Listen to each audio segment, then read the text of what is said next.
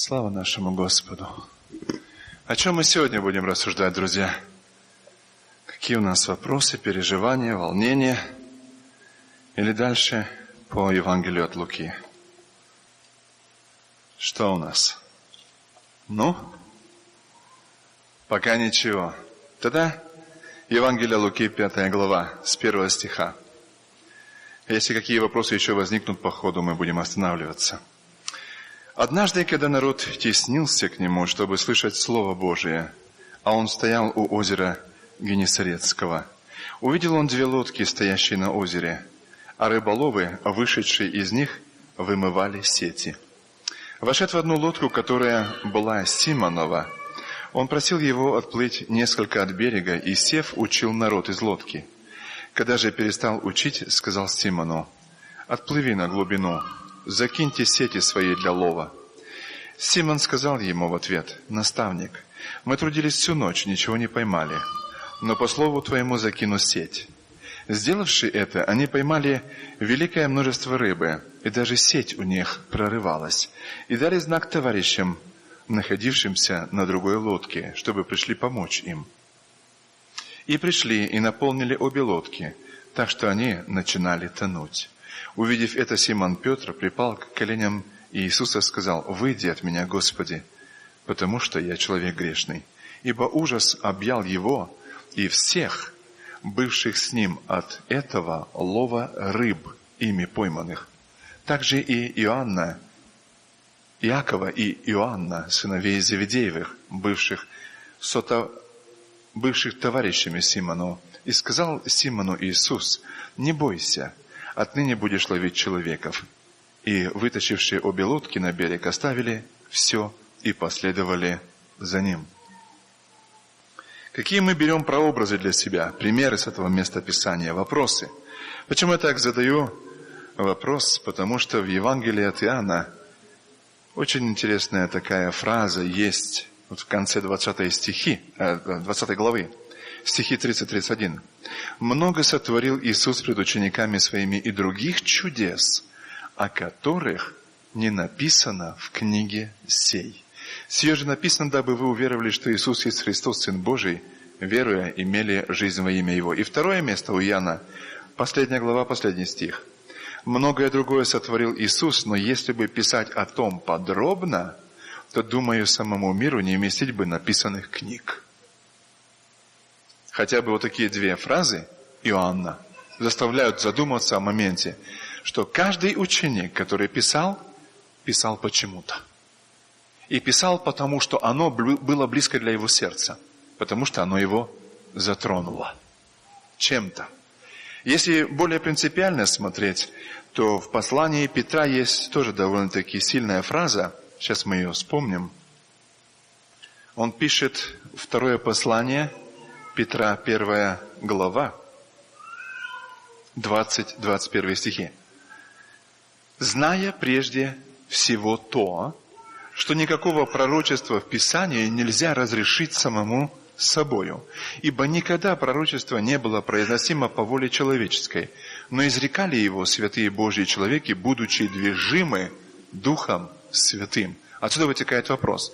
Раз Лука написал именно это, и оно вошло в канон Нового Завета, и уже на протяжении 2000 лет мы пользуемся этим, значит, почему-то Дух Святой побудил его для какой-то цели.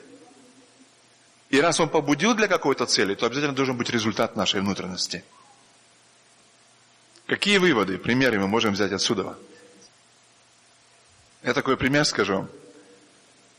Скажите, какое интересное было состояние сердца у Петра, когда на его глазах, при его неудачном труде ночном, учитель проповедует. Второй момент. Окончив, интересно, смотрите, что делает. Говорит: эта лодка твоя, да? Отплыви немножко поглубже. Так получается. Из его лодки, да, учит, или как? Вошед в одну лодку, которая была Симона, он просил его отплыть несколько от берега. Сев, учил народ из лодки. Обстановка интересная. Мало того, когда закончил, еще его дальше отрывает от его занятия. Заплыви на глубину. Я знаете, почему говорю? Знаете, когда у нас бывает огорченная внутренность, мы становимся, очень странным народом. Я стою у двери и стучу. Вот если мы в переживании, в огорчении, или в успехе, или в какой-то непомерной радости, до нас трудно достучаться. Мы становимся нечувствительными. Я однажды был свидетелем одной картины. Кажется, я уже рассказывал. Это был Северный Кавказ, мог быть и Южный, какая разница, любое место, где продают цветы. Здесь я такого пока не видел, но там был случай такой. Ехали мы на такси, несколько братьев, это было, мне кажется, часов 12 ночи. Времена, когда 5 копеек были 5 копеек, вес имели. На 3 копейки этот ездил трамвай, 5 автобус, 4 троллейбус. Вот те времена. И вот перекресток, что называется, ни одного человека. В основном транспорт городской ушел в парк. И на пеньке, где обычно продавали цветочницы, женщины на перекрестке нескольких дорог, сидит бабушка. И упорно держит букет. В надежде, что, может быть, кто-то купит.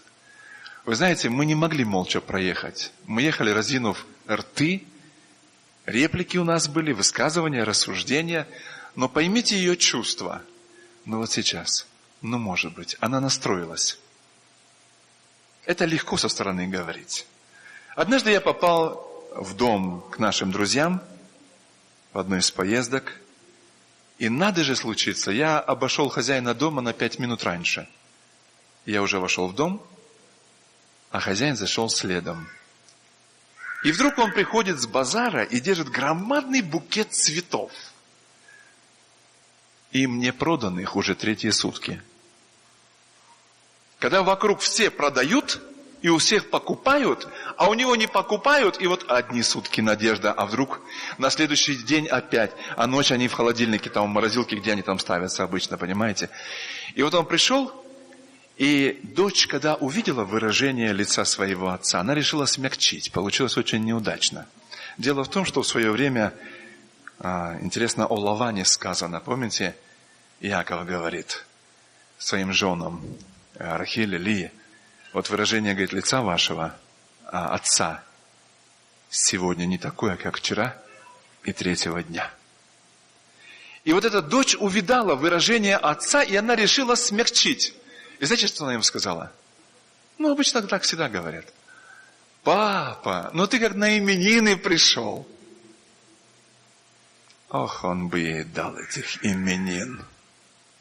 Да только гость помешал. И знаете, к чему говорю? Наше естество человеческое, оно таково. Если его не управить, апостол Павел интересную фразу говорит, потому, говорит, я проповедую другим, чтобы не остаться недостойным, порабощаю и усмиряю тело свое, да? Чем? Там посты, там молитвы, там ночь бдения Господу, что-то еще, да? Разные методы, но один из них пост и молитва, очень стильный дает результат. Плюс исповедание победы имени Господнего, плюс исповедание своего состояния и так дальше, и так дальше. Причина, иначе, вот такое состояние. Вот такое. Иногда мы, знаете, смотрим на апостолов, считаем их святыми-пресвятыми людьми. Может быть и неплохо. Может быть и неплохо. Но они оказывались тоже лицемерами, правда, нет? Да или нет? Пока мы с ней пришли, братья от Иакова, Петр сидел с язычниками, вы наши братья, мы ваши братья. Правда. Как только пришли от Иакова, он моментально сориентировался. Нужно обстановку менять. И тут же, без слов, сориентировался о изменении обстановки Варнава. Но это мировые политики оказались. Друзья, давайте будем честными. Павел видит, обстановка ломает церковь на корню. Почему? Потому что они за свои авторитеты держатся до такой степени, что они готовы разметать церковь. Звучит, да, немножко нехорошо? Но Павел его останавливает, говорит, что ты делаешь? Что ты делаешь? Друзья, что мы делаем за наш авторитет? За наше неустройство? Что мы делаем? За то, чтобы мнение о нас, о нашей семье было. Что мы делаем? И вот в этом неудачном состоянии ночная неудачная ловля. Кто его знает? Может быть, Петрон настраивался на какие-то вопросы. Не описывается это. Ну, как вы считаете, он ликующий был от неудачной рыбной ловли, да? И, наверное, так сказал: «О, как вовремя пришел ты обрачевать мои сердечные раны, как я благодарен». Но там описывается, они обмыли сети. Может быть, чтобы достучаться до Петра и оторвать его от его сетей, нужно было сесть в его лодку и сказать: «Отплыви немножко от берега. Дай мне избавить тебя от твоей проблемы, ну хотя бы на несколько минут». Не описывается. Но Бог что-то делает. Знаете, зачастую, чтобы до нас достучаться, от нас надо что-то оторвать. И это правда. Меня лично удивляет одно из мест Писаний, в человеческое мышление не вкладывающееся. Вот то, говорит, последнее время, когда, говорит, они кусали языки от страданий. Вспоминаем, да? И вот в этом состоянии кусания своих языков, это же не о церкви сказано, правда же? О людях внешних. И в этом состоянии Библия говорит, они не воздали славу Богу. Позвольте вот это местописание мы начнем открывать, как крышку с кастрюли, чтобы глубже войти. Не для того ли постигает нас нечто, чтобы нас встряхнуть, чтобы в себя ввести. Между прочим, вот эта фраза употребляется очень сильно, когда Бог положил молитву совершать, думаю, что не ошибусь, если скажу первосвященническую или первоцарскую у Соломона. Когда он молится о храме, заключительный этап молитвы.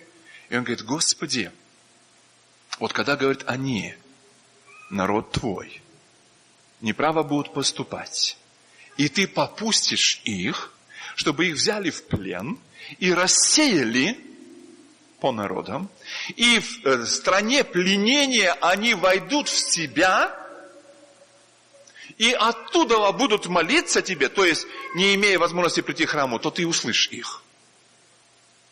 Вот эта фраза употребляется Иисусом, пришедший в себя, сказал: в доме отца моего наемник избыточествует хлебом, а я сын его.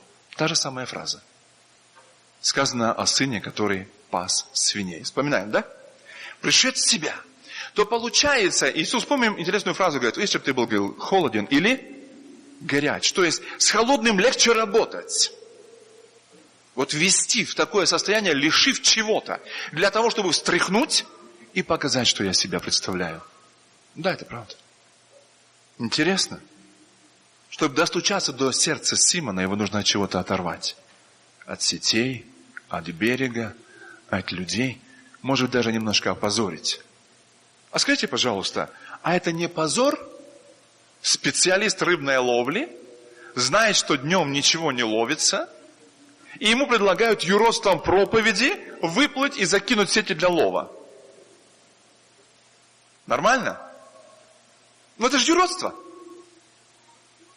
Это твой авторитет, то, что ты имеешь, взять и положить под ноги окружающим людям. Чтобы ты переступил через свое «я», свое понимание и подчинил свою волю тому, кто тебе предлагает. Вот когда мы преломляем свой авторитет, позволяем Господу, вот тогда получается там, интересно, 2 лодки полные рыбы. Интересно, в какой момент достучался Иисус в этом случае? Тогда, когда они стали рыбу вытаскивать? Я лично вижу немножко другой момент. Вот когда они знаками, позвали друзей, видимо, расстояние было, лодка приплыла, заполнили 2 лодки, в ужас пришли. Как написано? И дали знак товарищам, находившимся на другой лодке, чтобы пришли помочь им. И пришли, наполнили обе лодки так, что они начинали тонуть. Увидев это, достучался, а до этого не мог. Увидев это, Симон Петр припал к коленям Иисуса и сказал: «Выйди от меня, Господи, потому что я человек грешный». Ибо ужас объял его и всех бывших с ним от этого лова рыб ими пойманных. Интересно. Не бойся, отныне будешь ловить человеков. И, вытащивши обе лодки на берег, оставили все и последовали за ним. Вот и достучался. Процесс. Ну что у нас еще есть? Может, какие-то вопросы по ходу, предложения, рассуждения? У кого что во внутренности? Если нет, будем дальше двигаться. Могут даже вопросы быть не по теме. Бывает, знаете как, вот интересно, сидим, читаем, рассуждаем, и вдруг вопрос, о котором когда-то мыслил, вспоминал, забыл, а вот теперь он вроде бы неудачно, но всплыл. Удачно всплыл. Можем задавать. Есть вопрос? Предложение? Хороший вопрос. Кажется, в притчах где-то есть. Да, чтоб не пошел. Питай меня, говорит, хлебом насущным. Есть такой момент. Не дай две крайности. Изобилия и скудости. Один из братьев, знаете, что сказал? Не успел, говорит, часы купить. Сразу, говорит, обрел дар видения. А то были швейцарские. С изюминкой. Их так тронешь. Они там чуть ли не жук колорадские крылышки открывал. Понимаете? И говорит, вот удивительно. И все время нужно, говорит, время посмотреть. Вот до этого не дорожил временем. Ну, написано, да, дорожите временем, не лукавый. Вот до сих пор, говорит, не дорожил. А тут и так посмотрит. И так. Уже, говорит, дошло дело до того, что, говорит, уже на молитве открываю и смотрю. А потом, говорит, глаза, говорит, уже не открываю, говорит, а часы вижу. Вот то его стало богатством. Потому что у других таких не было. Особенные оказались. Не помню, кажется, он даже говорил, что во сне их видал. Ой, говорит, Сергей, я, говорит, потом избавился. Я говорю, как? Все-таки, говорит, смог продать. Это, знаете, наподобие. Для меня это так звучит, вот когда, помните, две женщины, и у одной ребенок, и у другой, и одна заспала ребенка, он умер, помним, да? Мой ребенок, нет мой ребенок, нет мой ребенок. Чей? Мой. Разрубите и дайте, говорит. Одна говорит, руби, а другая говорит, не руби, отдай живым. Есть, да, такой момент? Вот и у него, знаете, аж продать не мог, подарить не мог, выбросить не мог. Приходилось видеть народ Божий, который каялся в каких-то проступках, связанных с какими-то принадлежностями. Неважно с какими. И вот уничтожить силы не хватало. Продать смелости не хватало. Выбросить не мог от сердца оторвать. Так искал кому-нибудь или искала кому-то подарить. И вот по этому почерку, когда смотришь, то говоришь, сердце привязано, прилеплено. Как будто бы отдал, как будто бы от себя избавил. А если сердце посмотреть, то оно на привязи сидит. Даже в чужом доме. И это правда. Стучит ли Бог? Хороший момент. А вот есть такое место Писания, когда в Деянии апостолов описывается, Павел проповедовал, когда проходил, он говорил, Бог не переставал напоминать о себе. И описывается временами плодородными, вспоминаем, да? Урожаем. Есть так написано, нет? И вот этим Бог напоминает о себе. Если принципиально разбирать, то Бог напоминает всем. И Священное Писание говорит к римлянам интересную фразу. Через рассматривание творений Его естество, Его сила, Его божество видимы так, что они безответны, да? Это правда. Только если мы внимательны, на кемпе братья рассказывали интересный случай, когда у нас собрание было на кемпе. У нас утреннее, полудневное получилось для тех, кто были на кемпе. А те, кто не были на кемпе, мы приехали сюда. Может быть, не все, но это уже детали. И там был такой интересный момент. Я примерно так напомню, как помню этот факт. Два друга встретились, которые, как я помнил, с детства были большими друзьями, вместе учились, а потом судьбы разошлись. Один ушел в бизнес, другой ушел на фермы, там работал. Фермерским хозяйством занимался. И вот встреча ихняя почему-то произошла в Нью-Йорке. Видимо, бизнесмен пригласил своего друга с ферм. И когда по толчье народа шли, там по Даунтауну или вообще в Нью-Йорке, я немножко там проезжал, люди, как мураши кишат, как в Москве на Арбате. И собственных машин не столько много, сколько такси, как извозчики, знаете, вот туда-сюда и городской транспорт. И, говорит, так проходил, говорит, слышишь, кузнечик поет. Где ты кузнечика видишь тут? Деревья же там растут. И возле каждого дерева же небольшая такая площадка земли, обсыпанная вот этой вот, как он там называется, опилками, да? Бывают цветы. И когда, говорит, этот фермерский друг подвел своего, говорит, слушай, тут, говорит, правда слышно.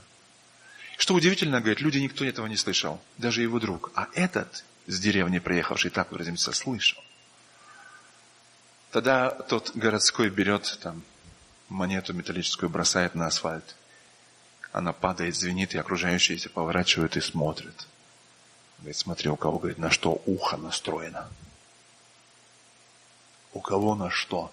А Иисус говорит, наблюдайте, как вы слушаете. И если принципиально говорить, знаете, друзья, то Бог стучит к нам любыми методами, а их неограниченное количество. Но только определенные мы можем воспринимать. Только те, которые двери оставили открыты. А вот те, где наглухо закрыто, замуровано, через те двери бесполезно достучаться к нам. Если мы закрыли двери, что Бог стучится через милосердие, тогда придется Ему стучаться через беды. Понимаете? Я скажу такой пример, вот мы неоднократно вспоминали, не знаю почему, то с одними друзьями, то с другими, на предмет восхищения. Вот раньше было интересное такое воспитание. Правильное, неправильное, но оно было. Так проповедовали, так учили. Когда будет восхищение церкви, Бог заберет народ свой, то Библия как корочка останется, а текст здесь будет взят. Белые листки останутся. Так говорили. Дети это очень здорово восприняли. И теперешние наши сверстники, как мы вспоминаем детство, я говорю, скажите, а что с вами происходило, когда вы приходили домой, и дома никого нету? Мы, пап, мам, То, говорит, мы быстренько к Библии. Я говорю, а зачем? Я, говорит, Библию открывал лихорадочно. Так, буквы на месте, значит, восхищения не было. Худо, бедно, но хорошо, правда, да? Вы понимаете? И вот этой паузой, о том, что никто в доме не откликался, Бог стучался к сердцу подростка. А сегодня, когда приходят в дом дети сегодняшние наши, у них такая же реакция, да? Если нас нету. Или, пап, мам, ой, как хорошо, что никого нету. Другой стук, да, по-другому получается. Значит, получается, ухо раз и закрылось. Кто закрыл? Может быть, мы, может быть, наши проповедники. Мы же всегда крайних найдем. Может, наши церкви, а мы такие хорошие. Но церковь виновата. Все виноваты, кроме меня. Это уже деталь. Серьезные, хотя правда. Так через что Бог стучится? Давайте коснемся такого вопроса. Через какие органы чувств к нам по плоти стучится информация? Через глаза, через слух, через обоняние, через осязание, через вкус. Это 5, да? Еще какое чувство пропустили? Мысли, глаза мы коснулись. Говорят, их 6, да, чувств, или сколько там? 5 основных, 6 какое непонятное. Получается, окружающий мир мы воспринимаем через эти органы чувств. Получается, органы чувств – это возможный вариант, через что к нам можно достучаться. Правда? Если человек слепой, если человек глухой, к нему стучаться через осязание. Правда, да? А бывает человек, знаете, мне приходилось видеть, вот так вот держали на руках подростка лет 12, наверное, 11, я не помню точно возраст. Это была молитва, когда евангелизационное собрание на стадионе. Он слышит? Нет. Он видит? Нет. Он чувствует? Нет. Он обоняет? Нет. Он кушает? Нет. Он сидит? Нет. А что он делает? Ничего, говорит, не делает. Вот так лежит, как тряпка. А как вы его кормите? Пипеткой. Сколько ему лет? Не помню, 11-12. Когда случилось? От рождения. Выкормить пипеткой? Это ужас. Сейчас подробности, может быть, не все точно вспомнишь. Факт. Теперь, так Бог к нам стучится через духовное зрение, через духовный слух, через духовное обоняние. Там есть, да, нет? О теле Христовом описывается. Вкус. Как это может достучаться? Вот написано, благоухание приятное, да? Жертва благоухания приятная. А бывает жертва благоухания неприятное, зловонное, да? Стучится, стучится. И вот на что мы реагируем? Вот то интересное место Писания. Я стою у двери и стучу. И там говорит, ты не знаешь, что ты слеп, наг, значит, получается, и глух, нищ, жалок, и пошло. Ну, извините, получается, бесчувственный. А скажите, пожалуйста, а у нас не бывает такое? Мы бываем бесчувственные к делу Божьему. Не бывает такого. Мы бываем бесчувственные к взаимоотношениям. К назиданию оно или к неназиданию. Вот мы бываем бесчувственные. Я не помню, Евтушенко, кажется, не библейский он стихотворец, но библейские стихотворения сильные писал. У него есть такая интересная фраза. Я не помню, как назывался стих, но смысл. «Шагая к цели, очень бойко. По ступеням, как по телам». Интересно, да? Топча, как листья, чьи-то лица. Пойми, говорит, ты по себе шагаешь сам. Это стихотворение раньше, знаете, когда читалось?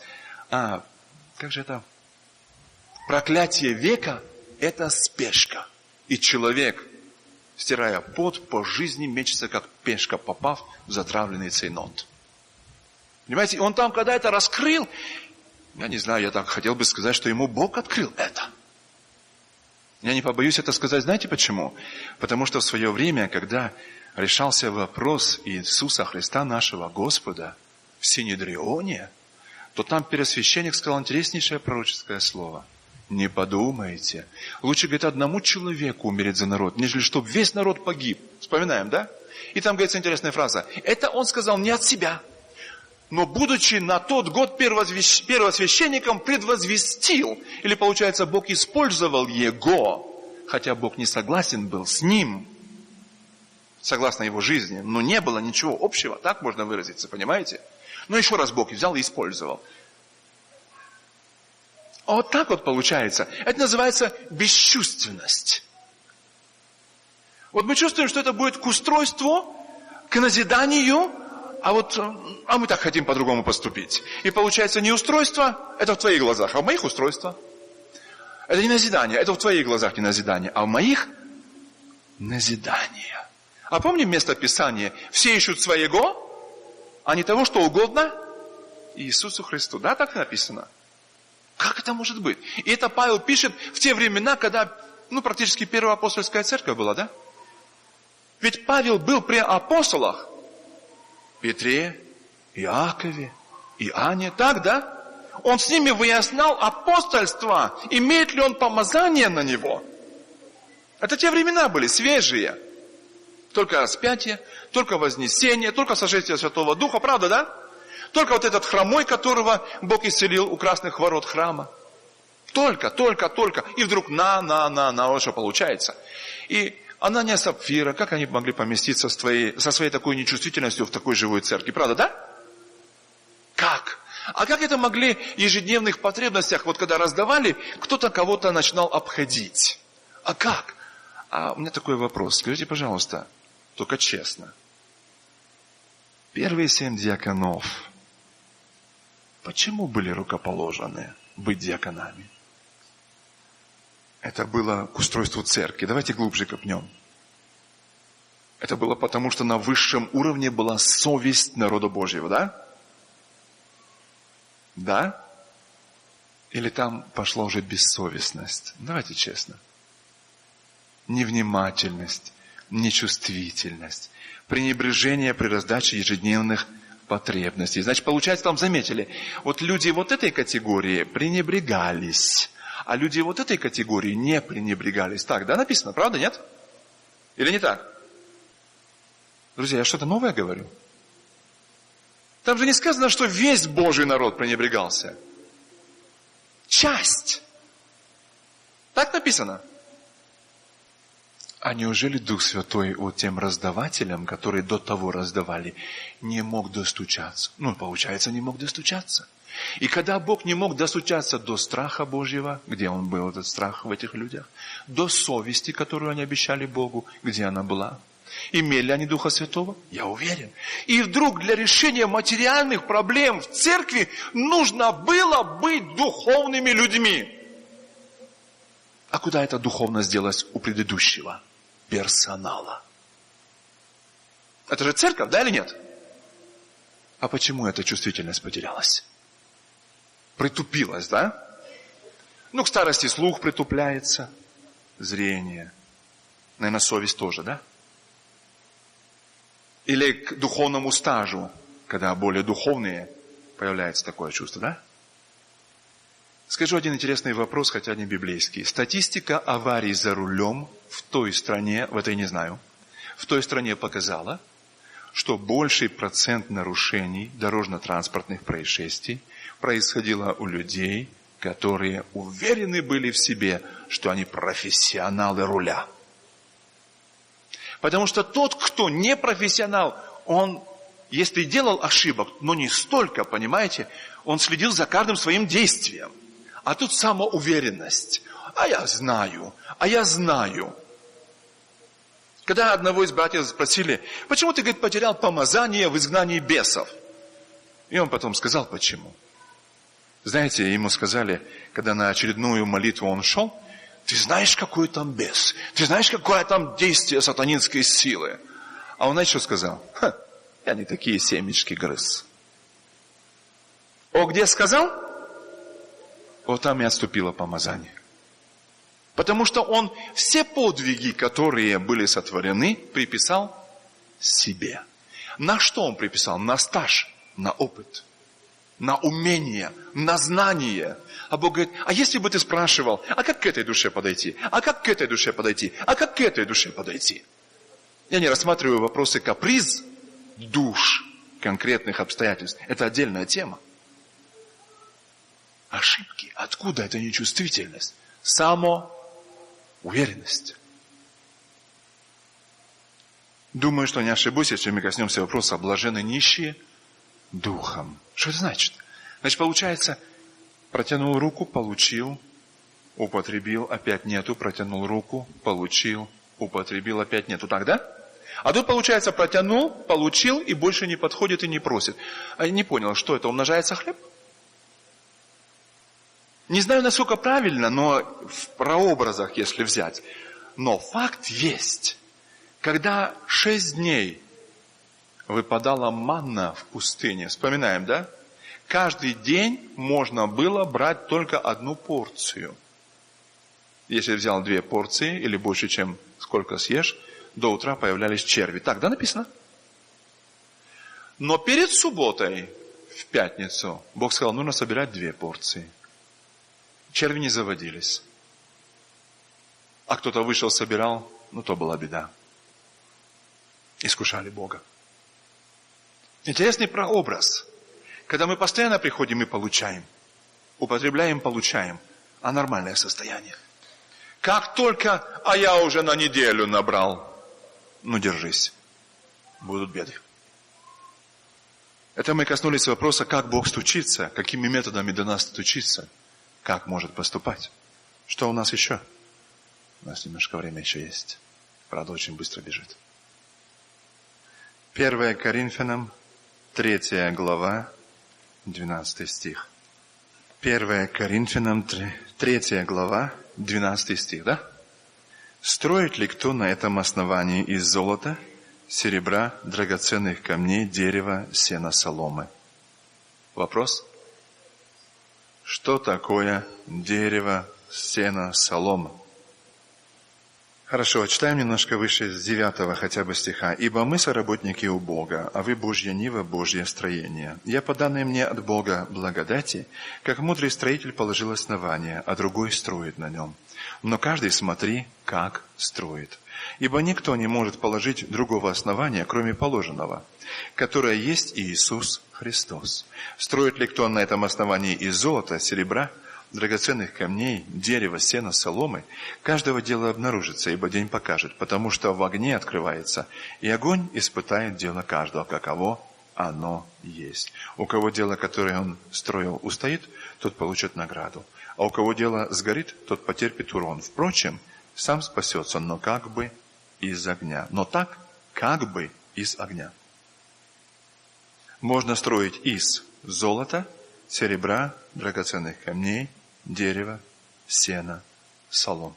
Хорошо. Вопрос номер 1.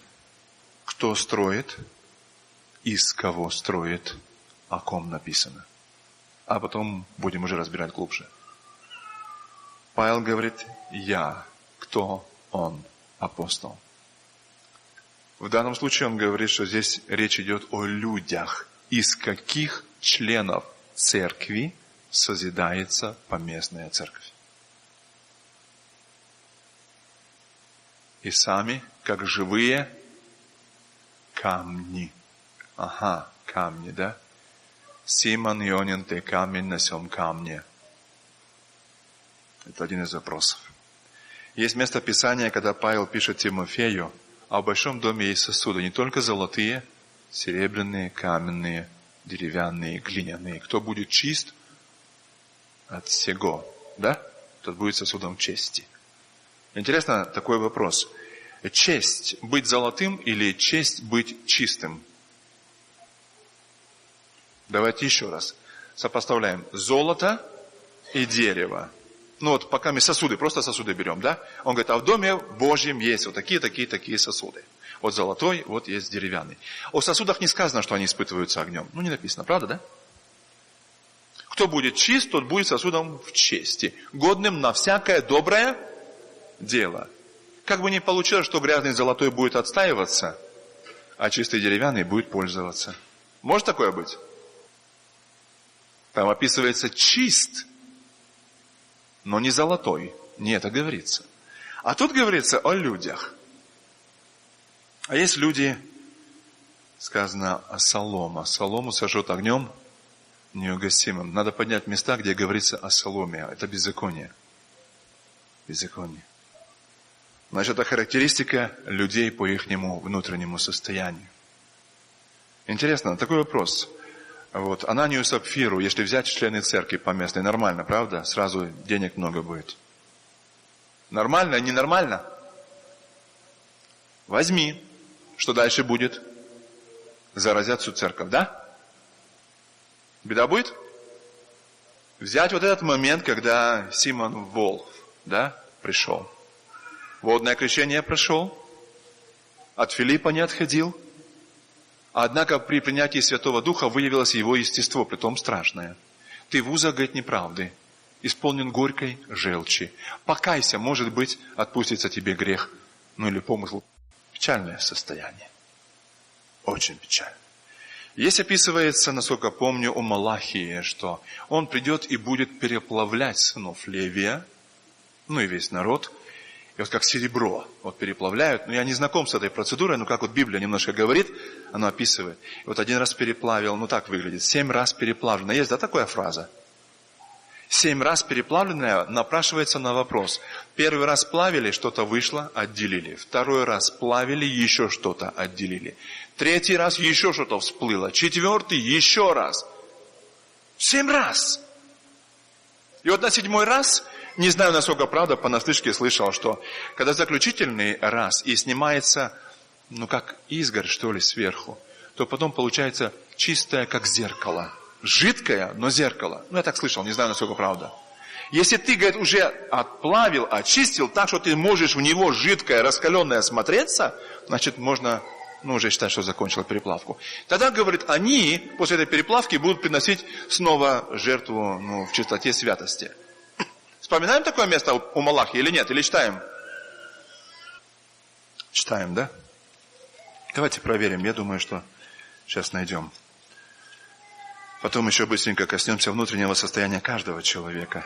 И время уже немножко поджимает. Малахия 3 глава. Это последний пророк перед Новым Заветом. Ну, по Библии. С 1 стиха. Вот я посылаю ангела моего, и он приготовит путь предо мною. И внезапно придет в храм свой, Господь, которого вы ищете, и ангел завета, которого вы желаете. Вот он идет, говорит Господь Саваоф.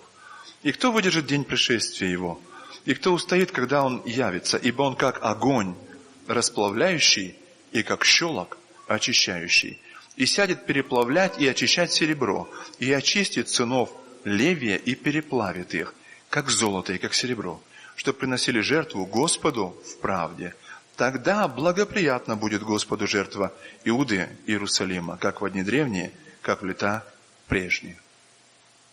Значит, получается, обстоятельства жизни зачастую нас переплавляют и дают нам, вскрыться, что мы из себя представляем. Давайте будем честными. Мы скрываемся в семьях, в очередях, в магазинах, на работах, на аукционах. Везде нет. В церкви.